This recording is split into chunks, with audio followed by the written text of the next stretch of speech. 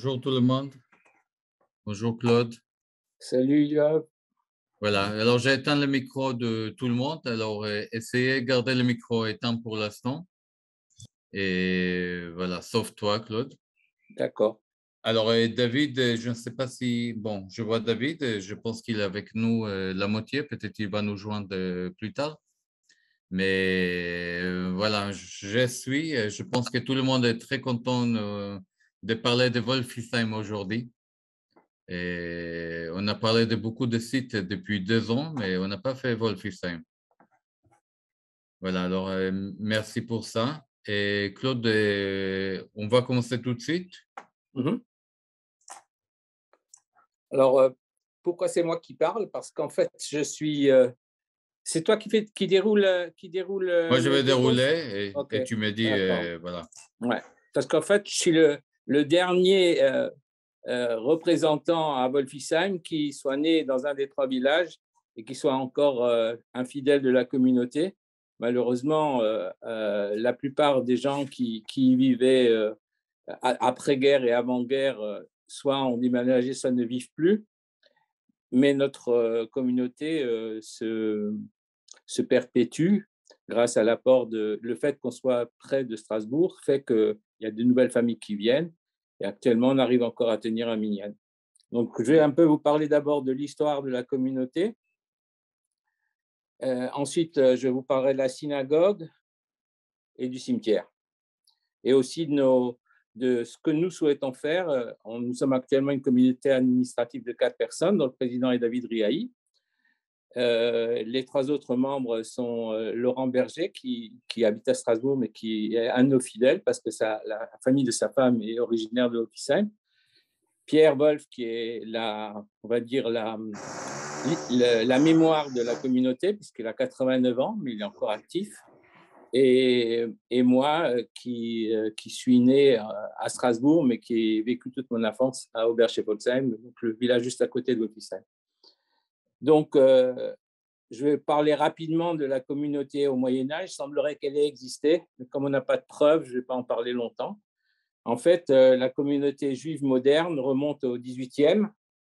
Les Juifs avaient l'interdiction à cette époque-là de vivre à Strasbourg, et c'est pour cela qu'ils sont allés dans les villages avoisinants, et ça fait la prospérité au niveau israélite de Wolfisheim.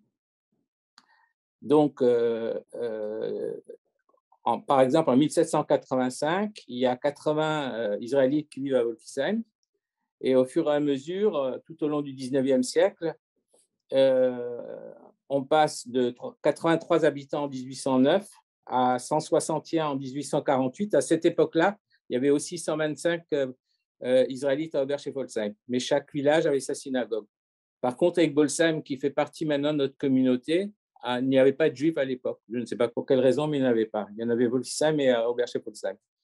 Donc, le maximum a été atteint en 1870, où il y avait 229 personnes qui vivaient à Wolfisheim. Au 1er décembre 80, 1880, pardon, le village comptait 168 maisons, 965 habitants, dont 627 protestants, 196 israélites et 142 catholiques. Donc, il y avait plus de juifs à l'époque à Wolfisheim que de catholiques. Par la suite, ce nombre va diminuer parce qu'il y a eu le fait que beaucoup de juifs, pas seulement de Wolfisheim, mais de partout en Alsace-Lorraine, n'ont pas accepté la domination allemande en 1870. Et donc, certains sont partis soit en région parisienne, soit ailleurs, soit beaucoup plus loin. Beaucoup de jeunes aussi à l'époque sont partis en Amérique du Sud. Et donc, à cette époque-là, la communauté juive possède une synagogue donc, qui avait été construite une première fois en 1837 et une deuxième fois et qui a été reconstruite. Alors, je ne sais pas si c'est au même endroit. En tout cas, la synagogue que vous voyez sur la photo-là date de 1897, sauf que maintenant, les ardoises sont noires. Je pense que la toiture a dû changer entre-temps, à moins que ça soit colorié, que ce soit une photo noir et blanc qui a été coloriée. Oui, c'était coloré, oui. C'est ce que je pense, parce qu'en fait, Ouais. le toit, au moins la partie avant, le toit est en ardoise. Ouais. Donc, à cette époque-là, il y avait aussi une école juive qui s'est transformée en bibliothèque. Et cette école juive, elle fonctionnera jusqu'en 1914. Et il y a un chazan à demeure. Il y a ce chazan est souvent en même temps shochet. Donc, un des chazan emblématiques est le chazan qui a été d'abord chazan à Oberchevelsheim avant la guerre, puis à Wolfisheim, qui s'appelait Isaac Singer, et qui est justement le grand-père de la femme de Pierre Wolf. Donc, la communauté est rattachée au rabbinat de Strasbourg. Ce qui est aussi traditionnel, c'est que le rabbin de Wolfisheim, c'est toujours le grand rabbin du Bas-Rhin. Donc, actuellement, notre rabbin, c'est Harold Weil. Donc, en 1936, il y avait encore 114 juifs qui vivaient à Wolfisheim. Et donc, ils sont évacués, comme la plupart des juifs d'Alsace, ils sont évacués pour la plupart en Dordogne. Et en 1953, il y a encore 31 juifs à Wolfisheim. Et en 1965, il y en a 65. Après la guerre, en fait, comme la synagogue de Strasbourg aussi, mais Oberchevelsheim surtout a été démolie, les deux communautés se sont regroupées. Et après la guerre, bien que la synagogue d'Oberchevelsheim ait été rénovée, entre autres, a servi d'abord à rapatrier les jeunes qui venaient d'Algérie en 1962 et sans leurs parents. Et ensuite, a été aussi très utilisée par des mouvements de jeunesse, mais la synagogue en tant que telle n'a plus existé et la communauté juive, c'était toujours Egbolsheim, Wolfisheim, Oberchevelsheim. Ensuite, l'école est devenue propriété communale, donc elle est bibliothèque maintenant. Et par contre, on ne sait pas, en tout cas nous ne savons pas où était comment on appelle ça, j'y arriverai pas. En fait, la partie pour se sanctifier, on ne sait pas trop où elle est. Ça a un nom, mais le nom ne me revient pas. Alors, Claude, je vois qu'il y a David qui nous joint. Bonjour, Okay. David. Bonjour à tous. Bonjour. Alors, je vois que tu es dans la voiture. C'est bien ça? Oui, c'est pour ça. Ouais, mais je suis arrêté là. Justement, c'est pour ça tout à l'heure, j'étais là, mais vous entendez, mais je n'ai pas participé parce que voilà. David, tu interviens quand tu veux. Hein. Il n'y a pas de problème. Oui, d'accord. Ça marche. Ok, mais je t'écoute pour l'instant. Oui. Donc, depuis la période que nous arrivons où on a des détails, en fait, on commence à connaître les présidents de la communauté israélite de Wolfisheim, puis Wolfisheim, Oberchevelsheim. On commence à les connaître au moment de la construction de la synagogue. Avant, comme ils étaient enterrés ailleurs, on ne sait pas trop qui c'était. Donc, le premier connu est un monsieur qui s'appelle Mark Smeyer, qui est en fait le président qui est œuvré au moment où la synagogue a été construite, qui était aussi boucher, et où on a encore des contacts avec sa famille, aussi bien au Texas qu'à Londres. Par contre, il n'y a plus personne de sa famille qui y habite. Après, il y a eu un autre Meyer qui s'appelle Seligman. Là aussi, ce n'est pas très clair parce qu'il a été président pendant 3 ans. Et après, en fait, Marx Meyer a de nouveau été président. Et ce Seligman Meyer était le vice-président de la communauté. D'ailleurs, il y a aussi un autre vice-président de la communauté au moment de la construction qui s'appelait Monsieur Alexandre, dont le fils a été connu pour d'autres raisons que pour le judaïsme. C'est un grand poète, en fait, qui est né en 1899, qui est mort en 1976, qui a fait partie des courants dadaïstes, qui a été ami de Aragon, de Breton, de Robert Desnos et des surréalistes. Et a ensuite, pour notre malheur à nous, il a été ami avec Paul Claudel, qui a réussi à le persuader de se convertir au catholicisme, ce qui fait que les dernières années de sa vie, il n'était plus juif, mais catholique. Par contre, récemment, j'ai fait un grand rangement dans la synagogue de Wolfisheim et j'ai retrouvé sa mappa. Je me suis empressé de mettre autour d'un rouleau de Torah. Et j'ai aussi retrouvé un certain nombre de choses le concernant dans des archives qui étaient là. Donc, ce monsieur est enterré à Rosheim, dans le cimetière catholique de Rosheim. Pour parler des présidents après, tout de suite après ce monsieur Marx Meyer, il y a eu un Gaston Meyer, que j'ai encore connu, qui a été en fait président pendant très longues années. Et en fouillant de la même manière dans l'armoire où il y avait toutes les vieilleries, j'ai trouvé des livres de bienfaisance dans lesquels sont cités les mariages de plein de gens que j'ai connus, de la famille proche, etc. Le mariage de mes parents est noté là-dedans. C'est vraiment les livres comptables du style comme ils existaient il y a 100 ans ou 150 ans. Et c'est ce Gaston Meyer qui a écrit ces livres. Le livre il commence en 1936 et s'arrête en 1960. Et ce Gaston Meyer, donc il a été, je l'ai encore connu, donc je pense qu'il a été au moins une dizaine d'années encore après la guerre, même plus. Il a été en fait jusqu'à 1965. Puis il y a eu un deuxième Gaston Meyer que nous on appelait Gaston Meyer II, ou on l'appelait aussi le Schwarzkastel, parce que l'un était blanc de cheveux et l'autre était noir de cheveux. Et lui, il a été président pendant 2 ans. Après c'est le père de Muriel qui a été président, M. Gérard Strauss, qui était pharmacien à Egbolsheim, mais qui n'était pas originaire d'Egbolsheim. Il était originaire, je crois, de Bischwiller, Bundeshofen, et Muriel le sait mieux que moi.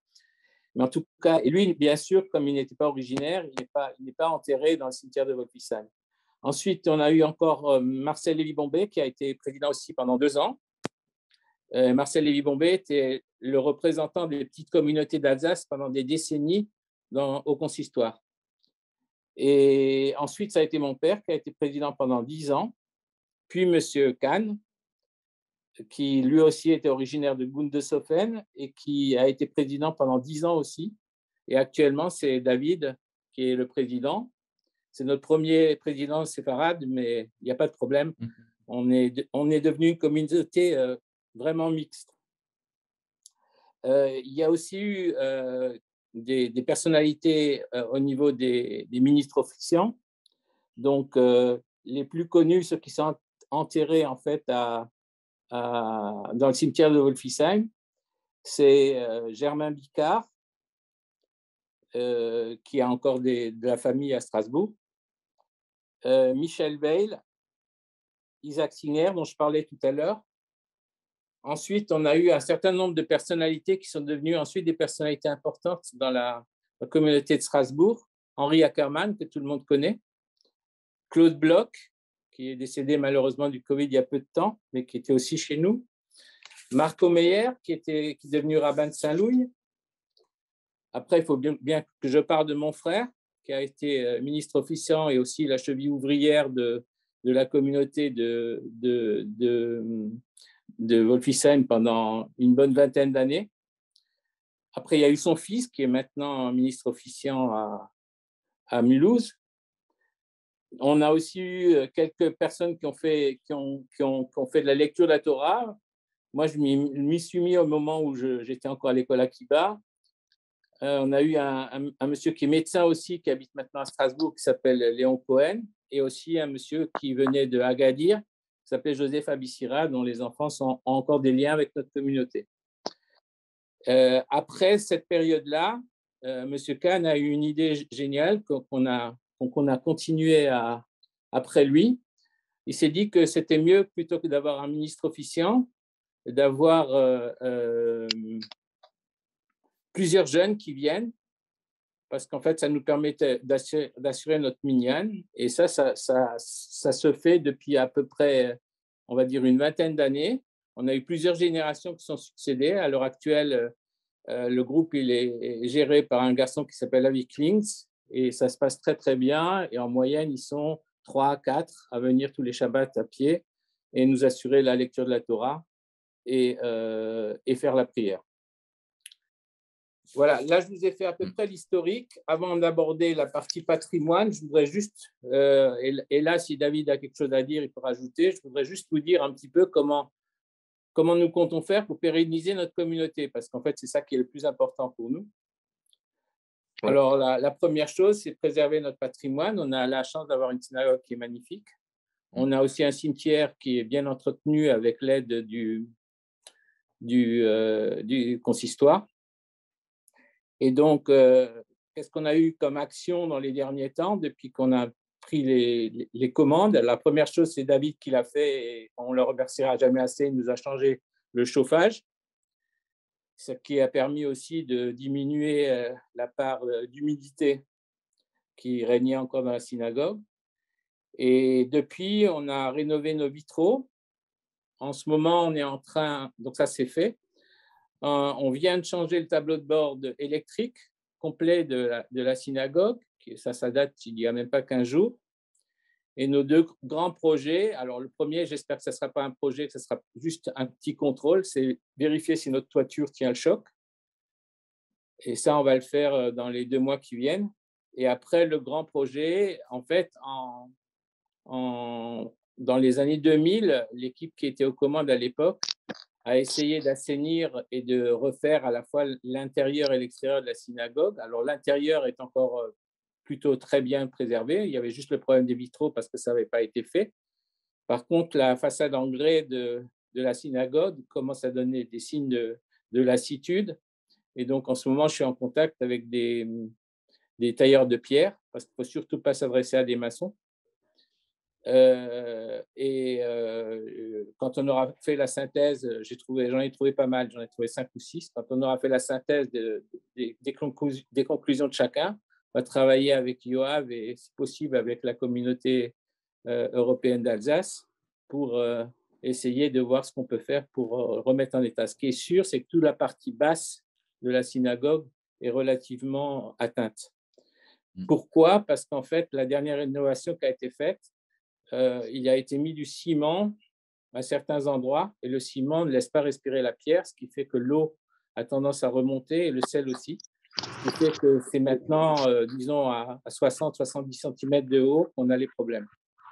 Donc, quand on rénovera, il faudra en même temps détruire une partie de ce qui a été fait et reconstruire, mais reconstruire avec des gens dont c'est le métier et pas avec des maçons.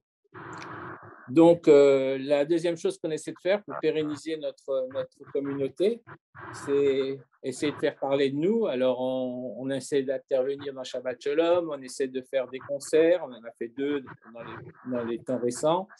On fait aussi des conférences, on essaie de participer aux journées du patrimoine, on fait des commémorations, on essaie de faire des fêtes. Là, on vient de faire Purim, où on a eu pratiquement, on va dire, plus de 50 personnes. On était 25 hommes, une quinzaine de femmes et une dizaine de gosses.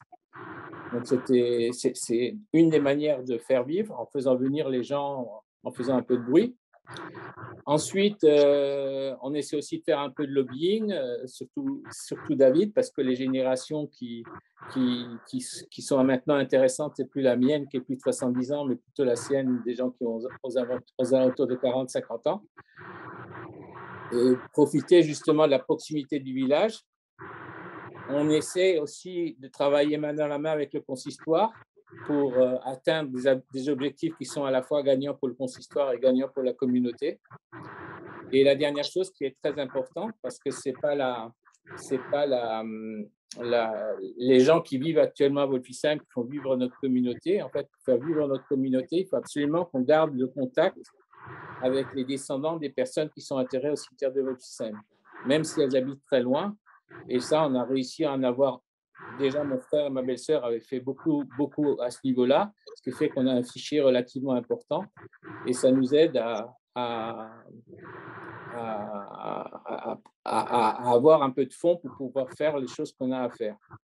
Et la dernière chose, et ça, je pense que ce n'est pas seulement Wolfisheim qui a ce problème, mais je pense aussi quelle était mon attitude il y a 20 ans par rapport à celle que j'ai maintenant. Il est très clair que la génération qui a suivi les baby-boomers, c'est-à-dire ceux qui ont en ce moment 40-50 ans, sont aujourd'hui encore peu intéressés par la vie communautaire. Je parle en dehors de ceux qui sont religieux. sont encore peu intéressés par la vie communautaire.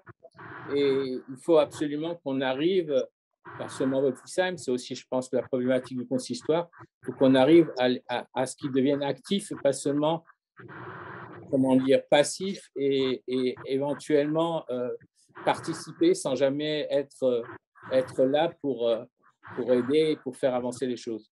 Donc, cette génération-là, il faut qu'elle comprenne. Nous, on l'a compris aussi, parce que je veux dire, avant nous, il y avait aussi des gens qui ne sont malheureusement plus là, qui ont tenu les rênes de la communauté. Maintenant, c'est notre génération, mais après nous, ben, c'est un peu difficile et c'est une des problématiques qu'il faut aussi qu'on résolve, mais pas seulement nous. Encore une fois, je pense que c'est aussi une problématique du consistoire. Voilà, là, je vous ai parlé en gros de David, peut-être que tu veux rajouter quelque chose?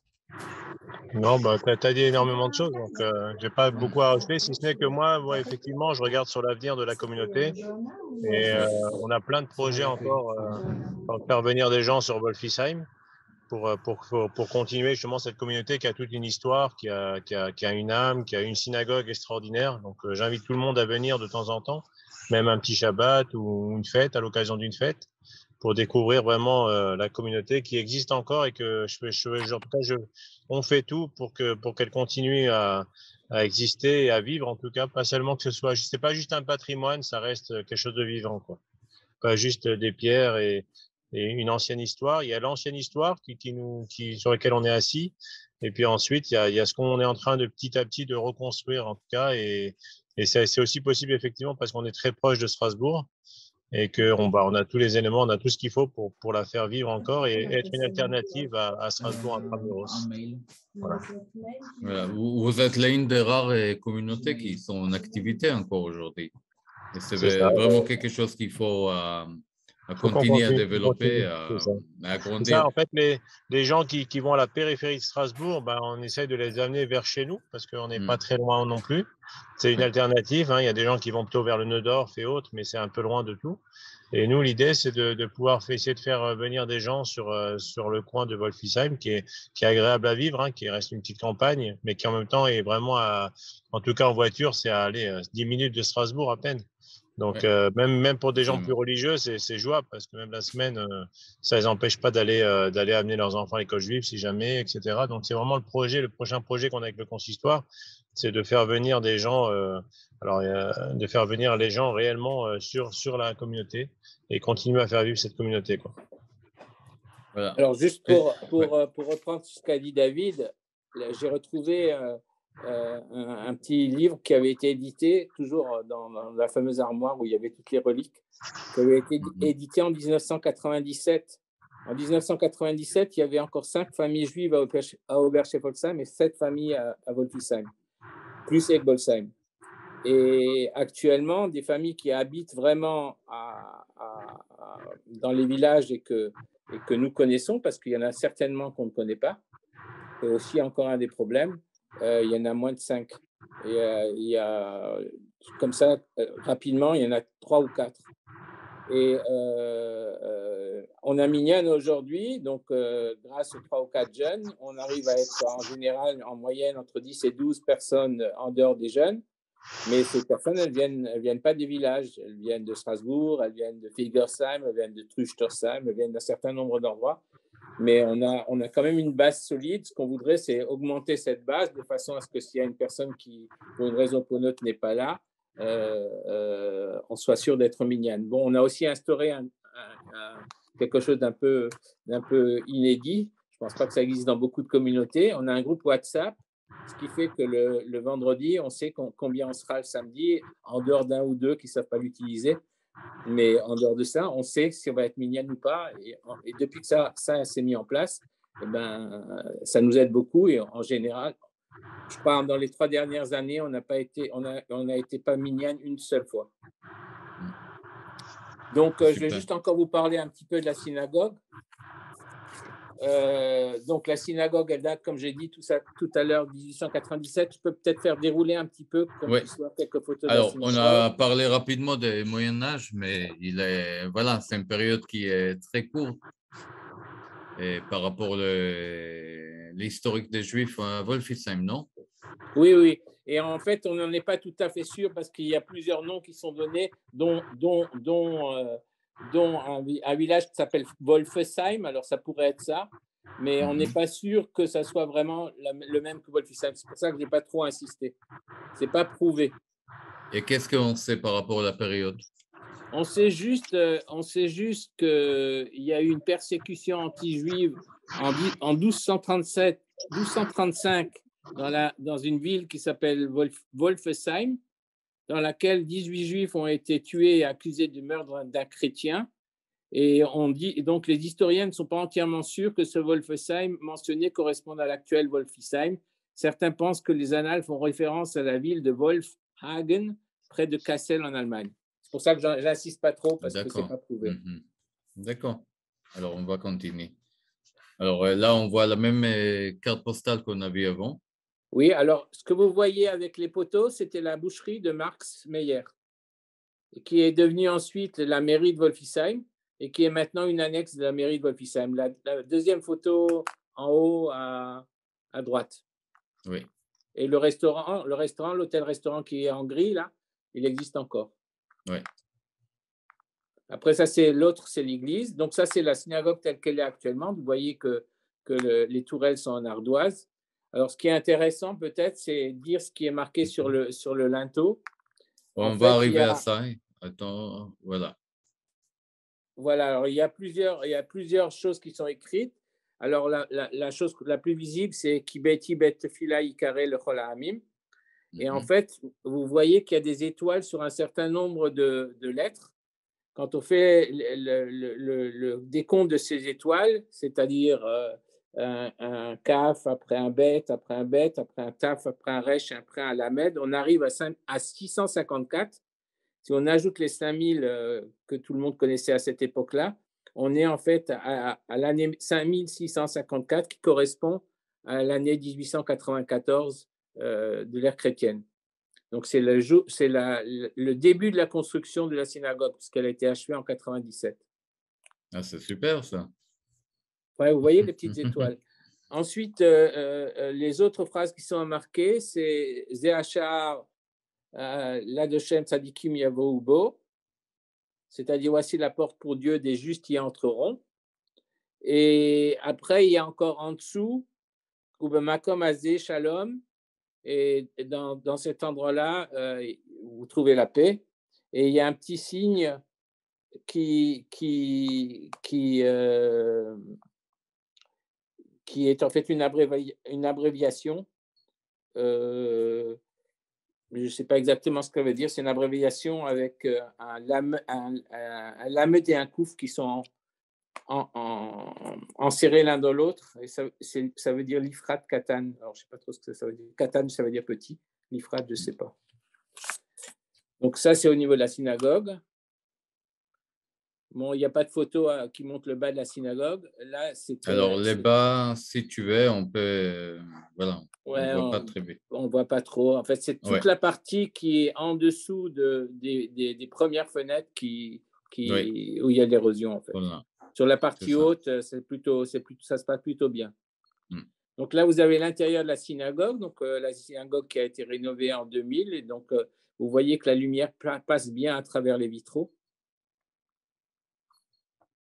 Non, donc la partie supérieure, c'est, tu peux juste revenir un peu en dessous, un peu après, encore, voilà.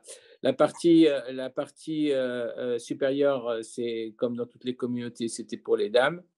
La partie inférieure, c'était pour les hommes. Et nous, comme la communauté est un peu vieillissante, pour permettre aux dames de ne pas monter les escaliers, qui sont des escaliers du 19e un peu difficiles à monter, on a mis les 3 derniers bancs avec une séparation pour permettre aux femmes de pouvoir rester en bas. Alors, on a aussi appris récemment, je reviens juste, c'est encore un petit détail, à Wolfisheim, on avait coutume, quand on faisait la Kriyat Torah, de faire la Kriyat Torah vers les gens. Et en fait, la première fois où Harold est venu à Wolfisheim, il nous a dit qu'on était tout faux. En fait, il fallait faire la Kriyat Torah face à l'Arche Sainte. Ce qu'on fait depuis, ça veut dire que pendant à peu près une centaine d'années, on l'a fait dans le mauvais sens. Mais on ne savait pas, on a appris. Voilà. Alors, on va continuer. Continue. Voilà. Ça, c'était des manifestations. La photo de droite, c'est une photo d'un concert que Yoav avait organisé avec des gens qu'il connaissait. La photo de gauche, c'est Hanouka avec votre On aura serviteur encore des photos de au Hanouka. service. Voilà. Voilà. Encore des photos de Hanouka. Donc, c'est pareil. Maurice et Harold viennent souvent à ce genre de manifestations. Bon, cette année pour ils nous ont pas pu venir, mais là, à Hanouka, ils étaient là tous les deux. Ils viennent en général. On s'arrange aussi pour que toutes les communautés n'aient pas la fête de Hanouka le même jour, de façon à ce que ces messieurs puissent tourner. Donc, ça, c'était le dernier Hanouka qu'on a fêté, où il y avait la présence de Harold et Maurice. Claude, quand même, je voulais qu'on parle un peu de la décoration de la synagogue. Et derrière toi, aux photos côté gauche. Oui, alors cette décoration, donc c'est la décoration d'origine qui a été refaite complètement dans les années 2000 sous contrôle du patrimoine par une grosse société qui s'appelle Eschliman, que vous connaissez tous certainement. Et alors pourquoi le vert, pourquoi ces dessins, ça je ne peux pas trop vous dire, mais on a restauré exactement de la même manière que ça avait été à l'époque. Mhm. Et là, vous voyez, je peux juste revenir en arrière. Sur le poteau de la photo de droite, c'est un des vice-présidents qui s'appelait Salomon Boer, qui était vice-président à l'époque de la construction. Sur l'autre poteau, sur le poteau de gauche, c'est le nom du père de Maxime Alexandre. Et ensuite, j'ai découvert il y a peu de temps, enfin, c'est même le monsieur qui assure le nettoyage de la synagogue qui me l'a montré. Sur le poteau côté Arche Sainte, il y a le nom de toute la commission administrative et du président au moment de la construction de la synagogue. D'accord. Et par rapport aux premières synagogues, est-ce qu'on a des traces? Est-ce qu'on a un plan ou quelque chose? Nous, en tout cas, on n'a rien. Il y a peut-être quelque chose dans les archives, mais nous, on n'a rien. D'accord. Et on ne sait même pas si la deuxième synagogue, si cette synagogue-là est construite sur l'autre ou si c'est un tout autre emplacement, on ne sait pas.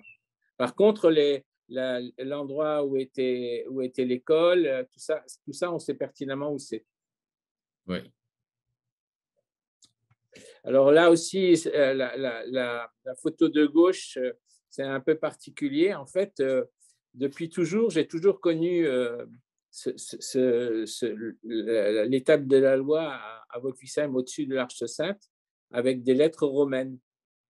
Et un de nos fidèles qui venait de la Montagne Verte s'appelait Jackie Street, que j'ai invité, mais je ne sais pas trop s'il écoute, trouvait que ce n'était pas très élégant d'avoir des écritures romaines dans une synagogue.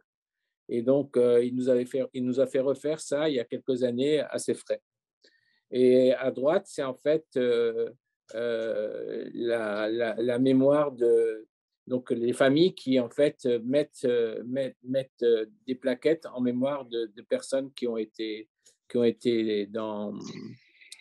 vécu à Wolfisheim ou qui sont enterrées à Wolfisheim. Donc, par exemple, vous trouvez sur cette plaquette, si vous l'agrandissez un petit peu, vous trouvez un monsieur qui s'appelle Edgar Roth, qui est avec le poète dont je parlais tout à l'heure, la personnalité qui a été hors Wolfisheim et qui a été très importante. M. Edgar Roth a été vice-président de la communauté de Strasbourg et un des fondateurs de la synagogue de la paix. Il y a un square Edgar Roth qui existe au Comtade. Et donc, au-dessus, il y a le nom de ses parents qui s'appelaient Abraham et Aline Roth et de leur fils Paul, qui était donc le frère de ce monsieur Roth. Et ces trois personnes ont été toutes les trois déportées. Et il y a un an ou deux, on a créé des Stolperstein devant c'était des gens qui étaient marchands de bois. Et donc, devant leur société, il y a des Stolperstein à la mémoire d'Abraham et Aline Roth et de Paul Roth qui ont été faites par les enfants de Edgar Roth. Ensuite, les autres personnes que vous voyez là-dessus sont souvent soit des ministres officiants, soit des présidents de communauté. Alors, on continue. Là, c'est un Voilà, deuxième concert qu'on ouais. a fait récemment, qui est un concert qui a eu aussi beaucoup de succès, où on a eu facilement une cinquantaine de personnes, qui a été fait par une jeune saxophoniste israélienne qui habite à Strasbourg et qui nous a fait le plaisir de faire ce concert. C'est un concert où on avait au moins autant de goïms que de juifs, mais c'est aussi une façon de nous faire connaître. Et c'est aussi important que les villages savent qu'on existe. Après, ce nouveau ouais. C'est une question que je voulais vous poser, David et toi, par rapport aux relations locales, on peut dire, avec la ville, avec les voisins. Comment ça se passe? Je vais laisser David parler à ce sujet. Ouais, moi je dis qu'on a une très bonne relation en règle générale avec les gens du village, même avec la mairie, avec tous ceux qui sont autour de nous, hein, relativement. Enfin, moi, on n'a jamais eu vraiment de soucis avec personne, bien au contraire. Ils sont intéressés à chaque fois qu'on fait une conférence. On en a fait aussi avec Jean-François Covard, par exemple, etc. Ça s'est toujours très bien passé, quoi. Bien au contraire, ils étaient très intéressés, il y a beaucoup de monde. Les gens ont plein de questions à poser. Voilà, ça se passe bien, quoi. Vraiment, très bien intégré dans le village, hein. Ça se passe bien, quoi. Ils ont tous conscience du patrimoine que représente la synagogue et le cimetière. Ouais. Et voilà, de ce qu'on en sort. Alors, ce qu'il y a de vrai, c'est qu'en fait, la relation avec Wolfisheim et avec Egbolsheim est très bonne. Celle de Oberschefelsheim a tendance à s'étioler un peu parce qu'il n'y a plus de juifs à Oberschefelsheim, mais aussi parce que la municipalité est beaucoup plus récente. On a la chance d'avoir à Wolfisheim et à Egbolsheim des maires qui sont là depuis 20, voire 30, voire 40 ans. Et donc, ils ont suivi en fait l'évolution de la communauté israélite et ils sont très attachés aussi bien avec Bolsheim qu'à Wolfisheim. On a aussi réussi à avoir une petite relation avec Lingolsheim, parce que quand on parlera du cimetière Lingolsheim, le cimetière de Wolfisheim est aussi celui de Lingolsheim. Et par contre, Oberschefelsheim, je pense qu'il faudrait qu'on fasse, nous, des rapprochements parce que les deux derniers maires ont chacun fait une seule mandature, ce qui fait en fait qu'il n'y a plus de lien avec les maires qui en fait connaissaient les communautés. D'accord. Voilà, ça c'est. Alors ça, c'est la rénovation du vitraux. Alors l'œil, ça veut dire quelque chose, hein, c'est l'œil de Dieu qui nous voit. Et quand on a rénové ce vitrail, on s'est rendu compte que le vitrail du haut, en fait, n'était pas dans le même positionnement que les autres. D'ailleurs, vous le voyez, là c'est avant rénovation. Hein. C'est ça. Et vous voyez que si vous voyez une photo après rénovation, vous verrez qu'on va faire 45 degrés pour la mettre dans la même position que tous les autres. Voilà, là on a quelques photos de concert. Concert, exactement. Voilà. Ça, j'adore aussi les photos de Hanouka parce qu'on voit les enfants. Voilà, c'est ça qui donne la l'énergie. synagogue était pleine. Hein. Le jour du concert, la synagogue était pleine. Oui. Voilà. Alors, on passe au cimetière. Alors, le cimetière, il date à peu près de la même période que la synagogue, c'est-à-dire fin du 19e siècle. Alors, la photo que vous voyez, c'est une photo de la partie la plus récente du cimetière. Et ce que vous voyez à l'extrême droite de la photo, c'est la partie la plus ancienne du cimetière. Donc, en fait, toutes les tombes, en gros, de ceux qui sont morts avant la Deuxième Guerre mondiale sont plutôt à droite et les autres tombes sont plutôt à gauche quand on rentre dans le cimetière. Il y a aussi une des très grosses différences entre les pierres de la période avant et de la période après.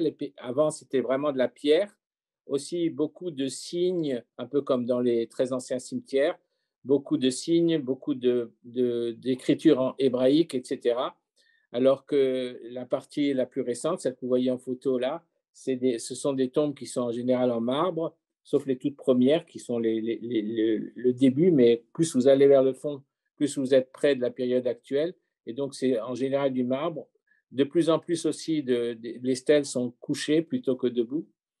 Et à l'extrême, alors je ne sais pas si tu peux encore faire montrer des photos, s'il y en a d'autres qu'on voit.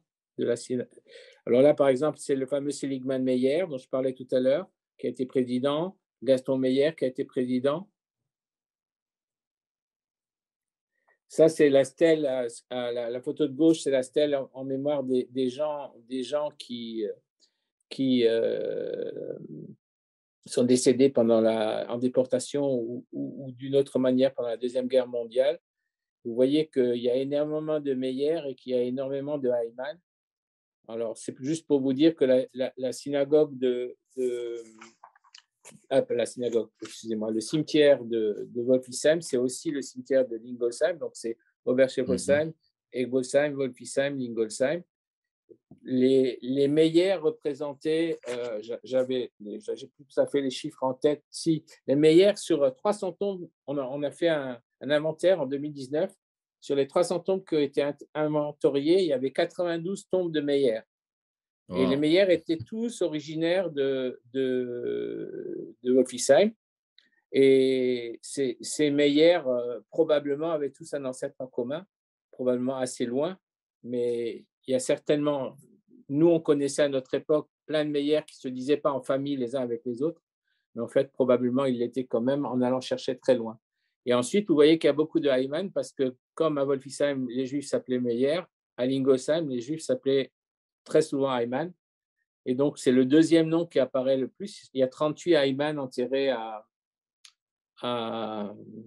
Wolfisheim. La tombe, ensuite, c'est... Pourquoi on a pris celle-ci en photo? Oui, parce qu'en fait, c'est une stèle qui a été faite en mémoire de quelqu'un qui a été déporté. Oui. Celle-ci aussi. En fait, toutes les photos là, c'est des déportés. C'est des gens qui ont été fusillés ou déportés. Exactement. Ici, c'est la tombe de Max Hayman, qui, pour ceux qui connaissent Jean-Paul Hayman, qui est pharmacien en Eretz, c'est son papa. C'est aussi la femme de ce monsieur qu'on ne voit pas, mais qui s'appelait Yolande, qu'on voit tout en bas de la photo. C'était la sœur de M. Muller qui a fondé l'entreprise Muller qui livre la viande cachère à l'heure actuelle. Marx Meyer, donc c'est le président qui était aux commandes au moment de l'inauguration de la synagogue de Wolfisheim. Donc, il est mort en 1930 et quelques. Il a été président pendant très longtemps, une trentaine d'années en tout. Là, voilà la partie ancienne du cimetière. Alors, il y a encore un certain nombre de tombes qui sont difficiles à lire, mais par contre, vous voyez par exemple les vases, vous voyez, il y en a sur certains où il y a des mains qui apparaissent, ce qui était Cohen. Le vase, c'est en général des Vihim. Donc, celles-là ont encore beaucoup de signification. Et tout à fait, alors je ne sais pas s'il y a une photo, tout à fait au fond à droite du cimetière, il y a le symbole des colonnes coupées. Et en fait, ce sont tous les enfants, toutes les personnes qui sont mortes jeunes, très jeunes. Ouais. Il y a tout un coin dans le cimetière.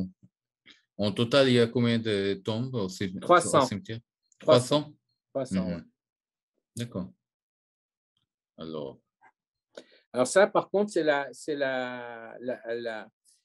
quand la synagogue de Oberscheffolsheim a été désacralisée, les gens qui ont racheté, c'était des Turcs. Et mon frère, à l'époque, habitait encore à Oberscheffolsheim. Et plutôt que de détruire cette pierre, ils l'ont donnée à mon frère. Et mon frère l'a fait ramener au cimetière de Wolfisheim. Voilà. Je prends. Ah, voilà, on a un petit Alors, trace c'est un aussi. symbole, elle n'existe plus. Hein.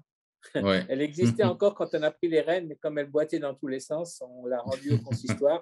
Je ne sais pas trop ce qu'ils ont fait, mais à mon avis, ils ne l'ont pas gardée parce qu'il n'y a pas de quoi faire un. Ouais. C'était le chariot qu'on utilisait pour véhiculer les corps.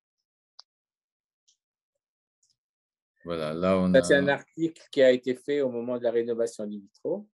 Mhm. On avait aussi fait, on avait mis en exergue le fait que si la synagogue de Wolfisheim est restée en l'état, c'est parce que à l'époque, il y a eu un maire qui a été courageux et alors la synagogue a été pillée quand même, mais elle n'a pas été détruite. Et le maire, pendant toute la guerre, il l'a utilisé comme entrepôt. Et c'est grâce à lui que le village a pu être préservé. La synagogue a été La synagogue, préservée. Alors que Lingolsheim, Strasbourg, Oberscheffolsheim, tous ont été détruits par les Allemands. Ouais. Ouais. Et là, si vous regardez les vitraux, vous voyez. Ah non, pardon, là c'est bon, continue. Ouais. Non, je pense toujours, qu'on est toujours la arrivé photo à la l'ancienne. fin. C'est à la fin. Ouais. Ben, écoutez, autrement, je crois qu'on a dit l'essentiel. Si vous avez des questions à nous poser, c'est avec plaisir. Si, dans la mesure où on peut vous répondre, avec plaisir. Alors, peut-être avant, moi, j'ai une petite question à toi, David. Oui, d'accord. Et depuis quand tu es le président d'abord de la communauté? Écoute, je suis président depuis, on va faire 7 ans à peu près, là. Ouais. 2015, à la 2015, ouais. mort de Claude Kahn. 2015. Voilà, c'est ça. 2015. J'ai repris après le décès de Claude Kahn, de Claude Kahn, oui. Voilà, on a décidé de continuer parce que c'est vrai que ça commençait à devenir compliqué d'avoir du monde le Shabbat, etc. Et puis Mhm. petit à petit, on a amené du monde au fur et à mesure. Les gens, quand ils ont découvert la synagogue, en fait, le tout, c'est de les faire venir dans cette synagogue. Et après, les gens, ils prennent. On a eu beaucoup de gens qui étaient même éloignés, qui viennent maintenant et qui sont très attachés à venir tous les Shabbats et les fêtes. Et ça, c'est super pour nous. C'est vraiment ce qu'on veut faire, quoi. Le but, c'est un peu ça. C'est de ramener maintenant des gens qui sont un peu éloignés des fois et de les faire aimer venir à l'office. Il n'y a pas besoin de connaître Mhm. beaucoup de choses ou quoi, mais au fur et à mesure, voilà, ça donne une ambiance, ça reste un moment convivial et en même temps, ça permet de faire continuer la synagogue, quoi. Mhm. Et alors, une question qui est un peu bizarre, mais vous êtes tous les deux très, très motivés. Et normalement, ce n'est pas une question que moi je pose, mais pourquoi continuer? Pourquoi faire. Voilà. Parce que cette synagogue, cette communauté, elle a une vraie histoire. Et je trouve ça dommage d'avoir une très belle synagogue comme ça et de la laisser comme un lieu historique, juste comme un musée ou je sais pas. Oui. Le but, c'est vraiment que ça continue et je voudrais même je sais que c'est un peu des fois utopique, mais on commence à en voir les prémices petit à petit, c'est de reconstruire une communauté à Wolfisheim, une vraie communauté avec des gens qui habitent, qui vivent, qui voilà.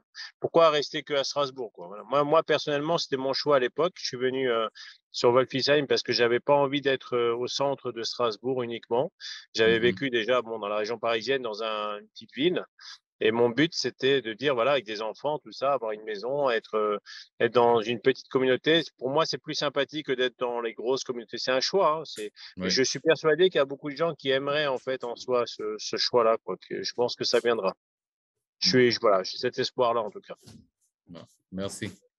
Alors, peut-être on laisse la parole. Dora, tu veux. Oui, je voulais dire que dans les Ouais. années 80-90, il y avait des cours à Oberscheffolsheim chez les Hermann donnés par le grand rabbin Warszawski et qui étaient très courus par. C'était les Strasbourgeois qui descendaient à Oberscheffolsheim.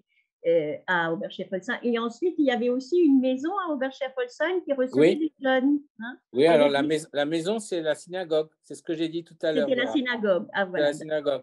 Et là où ça se passait, c'était chez mon frère. Mais c'est vrai que ce côté-là, on l'a pas.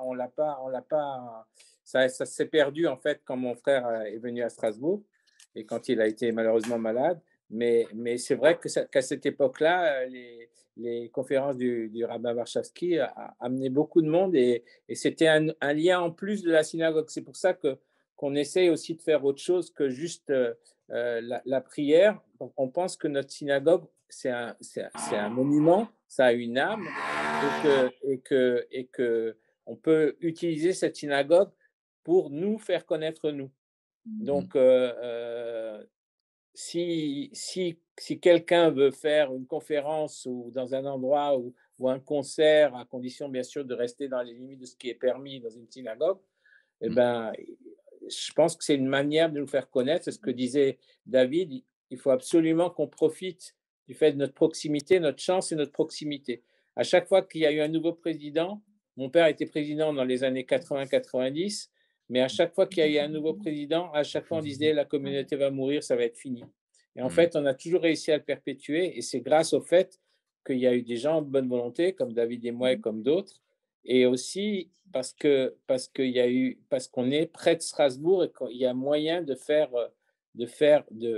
que des gens viennent de Strasbourg, même en n'y habitant pas, mais si possible aussi en y habitant, mais profiter et en plus on est une communauté qui est pas, comment dire, qui est très tolérante, qui est conviviale, où il n'y a pas les gens sont très différents les uns des autres, mais en même temps ils ont tous une volonté commune de faire vivre cette synagogue et on y arrive et on va encore y arriver, j'espère, de nombreuses années. Il y avait aussi des cours du grand rabbin Gutman chez les Hermann. Après Warshawski, il y a eu Gutman, absolument. Est-ce qu'il y aurait des possibilités de faire un Shabbat plein avec la communauté? Oui, bien sûr, merci. Bien sûr. Merci. On a cette possibilité. En plus, actuellement, on a une maison là. Il y a une maison qui se loue sur Airbnb pour une personne s'appelait un monsieur qui loue ça. Et les derniers temps, on a d'ailleurs des gens qui font des Shabbats dans cette maison qui est très très grande, qui peut accueillir beaucoup de monde. Super. Donc, il y a cette possibilité effectivement de venir faire un Shabbat plein. Bien. Voilà. Oui, c'est à vous. Oui. Alors écoutez, d'abord, vous féliciter pour l'initiative de cette belle communauté de Wolfisheim dont nous descendons les Rosenfeld, puisque je suis le frère de Clo-Clo, et qui était évidemment, qui s'est marié dans la synagogue de Wolfisheim avec ma belle-sœur Liliane Reblaub de Ingwiller. Et puis, à ce sujet, à ce mariage, je me souviens toujours, la synagogue bondée à craquer. Et tout d'un coup, il y a une voix qui s'est élevée en haut de l'estrade des femmes. C'était René Jasner, qui était un ami d'enfance de la rue Vauclin à Clo-Clo et qui est venu chanter au jour du mariage, donc dans cette magnifique synagogue de Wolfisheim. Inutile de vous dire que lorsque nous allons avec mes frères, l'un qui habite à Jérusalem et mon autre qui est maintenant à Strasbourg et qui était longtemps le chaliard Cibourg de Saint-Avold, des mois à Mannheim et à Thionville, d'ailleurs je vous parle de Thionville, eh bien chaque année nous allons bien sûr sur les tombes de nos tantes, de nos grands-parents et vous dire combien nous trouvons, cher président, l'entretien que vous faites remarquable, dire un kol hakavod à cette communauté de Wolfisheim. Nous entendons des échos et nous sommes toujours très, très intéressés de voir d'abord cette belle synagogue et de profiter de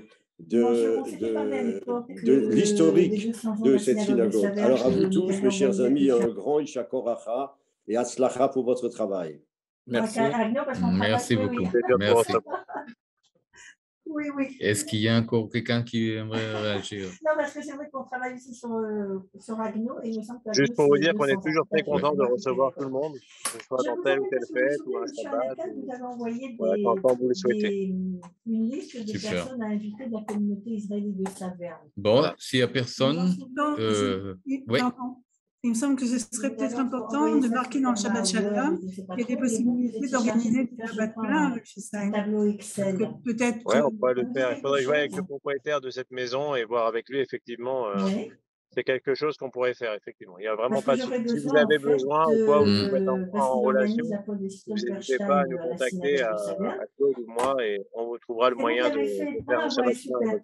Ouais, c'est une très bonne idée. On a eu quelques familles qui sont venues. D'ailleurs, ils sont venus avec leurs enfants, leurs petits-enfants, parce que c'est une maison très agréable avec un très grand jardin, etc.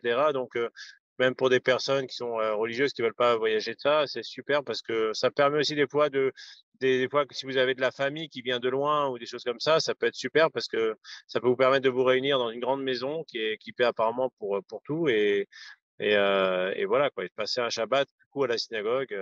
On a même organisé le vendredi soir, ce qu'on ne fait pas actuellement parce qu'on n'a pas assez de monde, mais quand il y avait des gens, justement, on avait fait en sorte d'organiser la cérémonie du vendredi soir, quoi. En revenant de nombreuses années en arrière, n'est-ce pas, Claude, pour ta bar mitzvah et celle de Jean? On entend du bruit derrière toi, Yoav. Ça serait sympa. Il y a du monde. Très bien, avec plaisir en tout cas. Merci à tous. Merci à tous. Alors, merci beaucoup, Claude, David, à vous tous. Merci. Et je vous souhaite Shavua Tov, bonne semaine. Et à lundi. Shavua Tov. Merci. Au revoir.